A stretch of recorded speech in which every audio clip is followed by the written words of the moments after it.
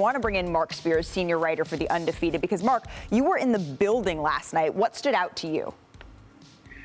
Just how deflated Steph looked after the game, how concerned he looked after the game. You know, he said he was going to definitely watch film, but he was concerned about the lack of consistency, the struggles with the rotation, the energy, and how the energy shifted. And, you know, he didn't mention the name Draymond Green. And one thing that certainly has stood out to me on that, the Warriors were 29-9 in Draymond's real last game. Since then, they are 14-9. I think a loss like, you know, I know Richard mentioned that, you know, yeah, they shouldn't have blown that 20-point loss.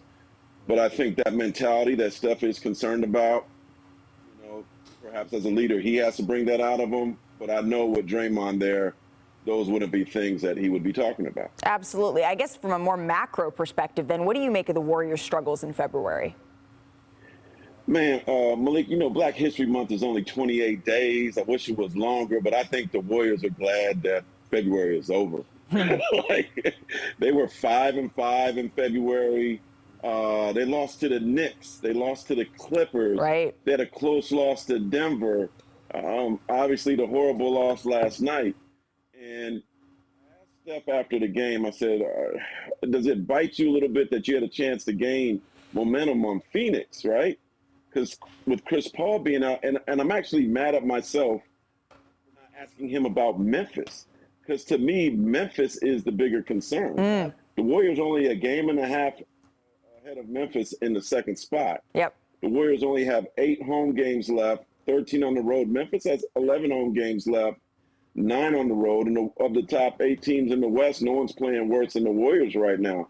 So if they're not careful, if they don't get it together, whether Draymond's there or James Wiseman's there or Clay's in and out, like, they could be looking at the number 3 seed and certainly a much harder road in the postseason. Absolutely. Not to mention that we've seen teams like we've talked about Brooklyn a whole lot, needing that time to come together, to actually play together, to mesh and gel. I know that the Warriors are leaning a little bit on history there with Andre Iguodala, Klay Thompson, Draymond, and Steph having won together before, but you still have to mix in all of those new faces. Marc Spears, thank you so much for joining us here on NBA Today. Thanks for watching ESPN on YouTube. For live streaming sports and premium content, subscribe to ESPN+.